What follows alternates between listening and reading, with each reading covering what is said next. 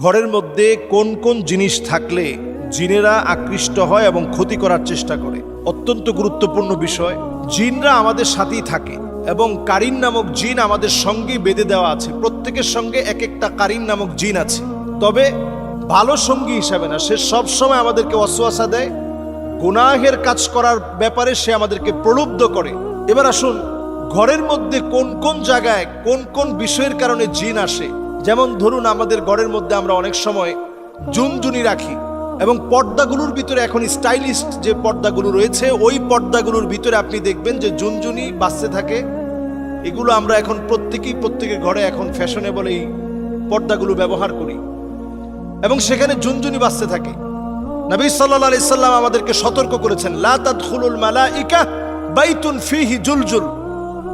এই যে জুনজুনি অথবা নূপুরের যে আওয়াজ, ছোট ছোট বাচ্চারা নূপুর পরে, পায়ের মধ্যে নূপুরের ঝুনঝুন ঝুনঝুন করে আওয়াজ হয়, এটার কারণে জিনের আকৃষ্ট হয়। আপনি চিন্তাও করতে পারবেন না, খুবই সিম্পল সাধারণ বিষয়, কিন্তু জিনেরা এতে করে আকৃষ্ট হয়, রহমতের ফেরেশতারা চলে যায়। এরপরে আপনার ঘরে অনেক সময় আমরা দেখা যায় ছোট ছোট বাচ্চাদেরকে পেশাব করিয়ে একটা কমোডের মধ্যে পেশাবটা জমিয়ে রাখি, অথবা হাই কমোডে পেশাব করে ফ্লাশ করি না।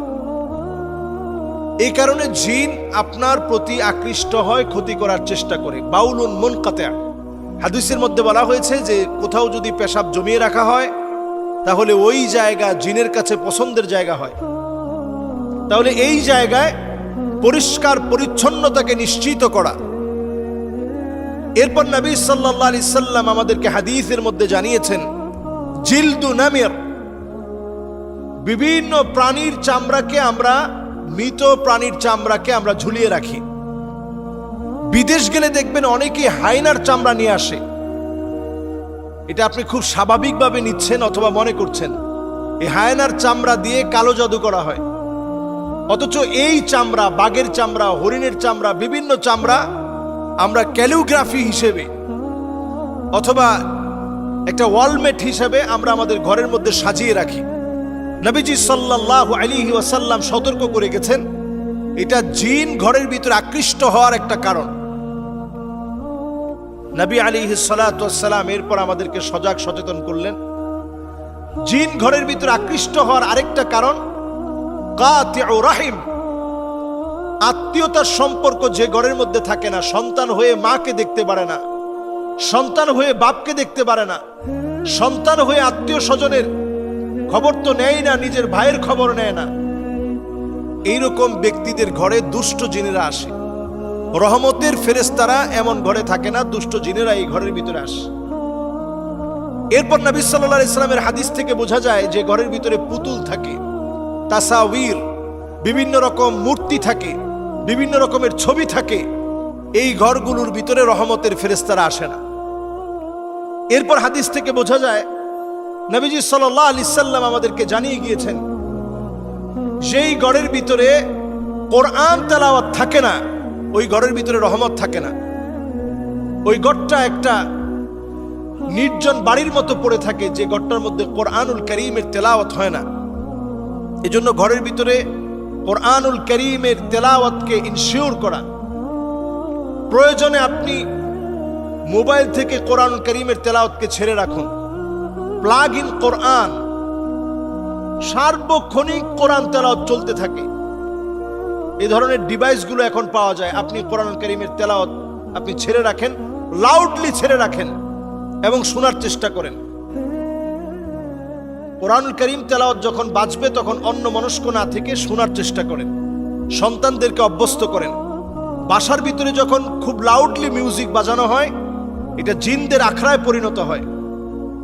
এজন্য মিউজিককে বাসা থেকে একেবারে নিষিদ্ধ করে দেন। আমাদের কলিং বেলে মিউজিক, আমাদের মোবাইলের রিংটোনে মিউজিক, আমাদের বাচ্চাদের খেলনার ভিতরে মিউজিক, ছোট বাচ্চাদের জুতার ভিতরে পর্যন্ত মিউজিক, এবং দেখবেন সাইকেল কিনেছেন সেটার বেলের ভিতরে পর্যন্ত মিউজিক, সব জায়গায় মিউজিক। এই মিউজিক জিনদেরকে ডেকে আনে। আল্লাহ রাব্বুল আলামিন কানের একটা পাওয়ার দিয়েছেন। কুকুর কিন্তু আমার মতো শুনে না, বরং ছোট্ট মৃদু একটা আওয়াজ আছে যেটা কুকুরকে ভীত সন্ত্রস্ত করে ফেলে। আপনি অনেক সময় এই আওয়াজটা কানের মধ্যে শুনতেই পাবেন না, কিন্তু জিনদের ওই আওয়াজের কারণে কুকুর ভীত সন্ত্রস্ত হয়ে দৌড়াতে থাকে। আপনারা দেখবেন যখন আজান চলতে থাকে মসজিদে, তখন দেখবেন কুকুর ঘেউ ঘেউ করে উঠে এবং লাফাতে থাকে। তখন জিনেরা কুকুরের মুখ দিয়ে প্রবেশ করে পিছনের পথ দিয়ে বের হওয়ার কারণে প্রচন্ড ভীত সন্ত্রস্ত হয়ে কুকুর লাফাতে থাকে। ওই আওয়াজ, ওই সময়ের সিচুয়েশন, জিনদের এমন কিছু আওয়াজ আছে যেটা আপনার কান পর্যন্ত পৌঁছায় না, কিন্তু সে অত্যন্ত ভীত সন্ত্রস্ত হয়ে যায়। জিনদের ওই আওয়াজে কুকুর শুনতে পায়। অনেক সময় বিড়াল দেখবেন হঠাৎ করে কানটা খাড়া করে ফেলেছে। বিড়ালের শরীরে আল্লাহ তাআলা এমন কিছু ছোট ছোট জারথুম, এমন কিছু বিষয় আল্লাহ তাআলা দিয়ে রেখেছেন যেটার কারণে জিনরা বিড়ালের সামনে আসতে ভয় পায়। ছোট ছোট পাখি আমরা লালন পালন করি, কাকাতুয়া, লাভবার্ড, টিয়া পাখি, কবুতর, ময়না, এ জাতীয় অনেক পাখি আমরা এখন লালন পালন করি। কিছু প্রকারের পাখি আছে যেগুলোকে জিন প্রচন্ড ভয় পায়। এদের দিকে আকৃষ্ট হয়ে আসতে নিয়ে ভয়ে ভীত সন্ত্রস্ত হয়ে জিন চলে যায়। কিছু পাখি ঘরের মধ্যে বরকত নিয়ে আসে। এজন্য পাখিগুলোকে যদি আমরা লালন পালন করতে চাই, তাদের হক ঠিক রেখে, খাবার দাবার ঠিক রেখে লালন পালন করতে হবে।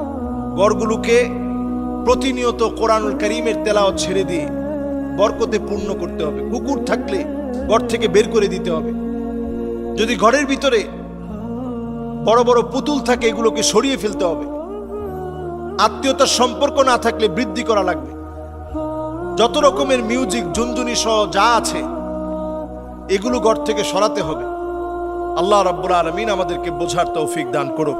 জিন কোনোভাবে খোলা যায় কিনা, জিনকে বশীভূত করা যায় কিনা, নিজের পছন্দ মতো জিনকে দিয়ে কাজ করানো যায় কিনা, কারিন জিন এটা আসলে কোন প্রকারের জিন,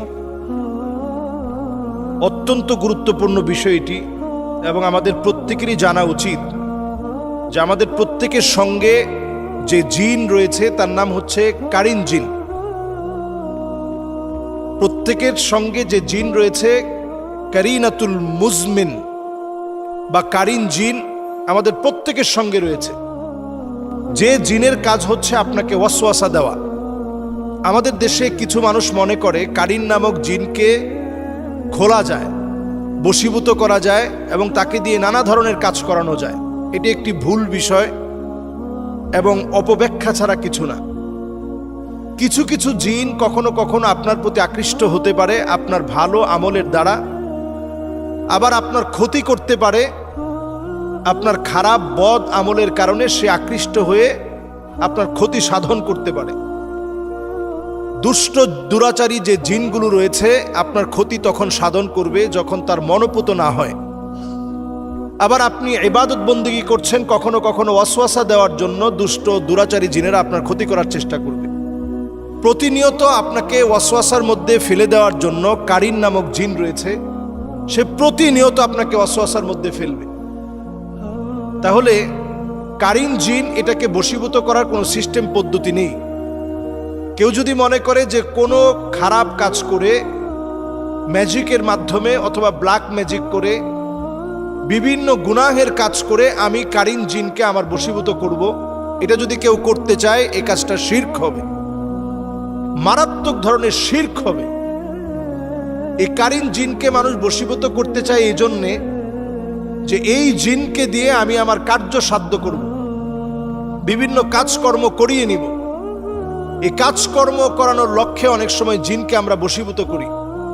আল্লাহ রাব্বুল আলামিন আমাদের মতো করে তাদেরকেও বানিয়েছেন।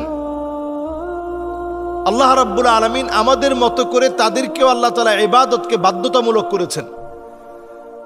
শরীয়ত আমার উপরে যেভাবে অর্পিত তার উপরও শরীয়ত ঠিক একইভাবে অর্পিত। আল্লাহ তাআলা মানুষকে বরং জিনের চাইতে শক্তিশালী বানিয়েছেন বহু দিক থেকে। জিন আপনার তেমন কোনো ক্ষতি করতে পারবে না যদি আপনি প্রতিনিয়ত কিছু কিছু বিষয়গুলো আমল করেন। যদি আপনি প্রতিনিয়ত আয়াতুল কুরসি পড়েন, সূরা ইখলাস, সূরা ফালাক, সূরা নাস পড়েন, সূরা জিন যদি আপনি তেলাওয়াত করেন, ঘুমানোর আগে যদি সূরা জিন 3 বার তেলাওয়াত করেন, ফজরের পরে যদি আপনি 3 বার তেলাওয়াত করেন, কিছুদিনের ভিতরেই জিন আপনাকে ভয় পাবে। তাদেরকে বশীভূত করা লাগবে না। আপনি দেখবেন কোনো জিন আপনার কোনো ক্ষতি করবে না, বরং আপনার ভক্ত হয়ে যাবে। কিন্তু বশীভূত করে আপনি বিভিন্ন ভাবে তাদেরকে দিয়ে কাজ করাবেন, এই চিন্তা টাকা অর্থ কামাবেন, তখন তারা আপনার ক্ষতি করতে না পারলেও আপনার পরবর্তী প্রজন্মের ক্ষতি করবে, আপনার সন্তানদের ক্ষতি করার চেষ্টা করবে। যেহেতু আপনার হায়াতটা খুবই লিমিটেড, আমরা সর্বোচ্চ নবীজি সাল্লাল্লাহু আলাইহি সাল্লামের হাদিস অনুযায়ী বাইনা 60 ওয়া 70, 60 থেকে 70 বছর আমরা হায়াত পেয়ে থাকি। এর বেশি অনেকে পায়, আল্লাহ তাআলা হায়াত দিয়েছেন এজন্য পায়। নরমালি আমরা 60 থেকে 70 আমাদের নবী সাল্লাল্লাহু আলাইহি সাল্লামের উম্মতদের গড় আয়ু। স্বাভাবিকভাবে আমরা 60-70 বছর বাঁচি। আর একটা জিন 2500, 3000, 3500 বছর পর্যন্ত বাঁচে। তো সে আপনার প্রতিশোধ নিতে না পারলেও পরবর্তী প্রজন্মের প্রতিশোধ নিবে। এই জন্য এই বিষয়টা অত্যন্ত খেয়াল রাখা দরকার যে জিন নিয়ে ঠাট্টা করার বিষয় না। আমরা কারিন জিনকে, এখন এই শব্দটা একেবারে পরিচিত, অনেকেই এই কারিন জিনকে বশীভূত করার বিভিন্ন মন্ত্র শিখছেন, নানাভাবে এটাকে কিভাবে বশীভূত করা যায়। এই ধরনের মন্ত্রতন্ত্রে বিশ্বাস করে ঈমান ধ্বংস করা যাবে না। নবী সাল্লাল্লাহু আলাইহি সাল্লাম বলছেন, মান আতা কাহিনান আও আররাফান ফাসাদ্দাকাহু বিমা ইয়াকুল ফাকাদ কাফারা বিমা উনজিলা আলা মুহাম্মদ সাল্লাল্লাহু আলাইহি সাল্লাম। কেউ যদি এই জাতীয় কর্মকাণ্ড করে, বিভিন্ন জিনকে বশীভূতকরণ অথবা এই ধরনের গণকদের কথাবার্তা এগুলা যদি বিশ্বাস করে, ফাকাদ কাফারা বিমা উনজিলা আলা মুহাম্মদ সাল্লাল্লাহু আলাইহি সাল্লাম, নবীজি সাল্লাল্লাহু আলাইহি সাল্লামের উপরে যা অবতীর্ণ হয়েছে সে কেমন যেন এটাকে পুরা অস্বীকার করলো। কাজী এই জাতীয় কর্মকাণ্ড পুরোপুরি আমাদের মন থেকে বাদ দিতে হবে। এবং জিনরা কোনোভাবে আমার চাইতে শক্তিশালী না। একটা আয়াত আপনি মুখস্থ করে নেবেন, আল্লাহু খায়রুন হাফিযান ওয়া হুয়া আরহামুর রাহিমিন। এই আয়াতে কারিমাটা প্রতিনিয়ত পড়েন, ইনশাআল্লাহ কোনো জিন আপনার চাইতে শক্তিশালী হতে পারবে না। বশীভূত করা লাগবে না, এমনি তারা আপনার ভক্ত হয়ে যাবে। আপনার দ্বারে কাছে তারা ঘেঁষতে পারবে না। ক্ষতি করা তো অনেক দূরের বিষয়। এজন্য আমরা আমল করার চেষ্টা করব, প্রতিনিয়ত নিজেদেরকে আমল দিয়ে আমরা সাজিয়ে রাখার চেষ্টা করব। আল্লাহ রাব্বুল আলামিন আমাদেরকে তৌফিক দান করুক। আসসালামু আলাইকুম ওয়া রাহমাতুল্লাহি ওয়া বারাকাতুহু।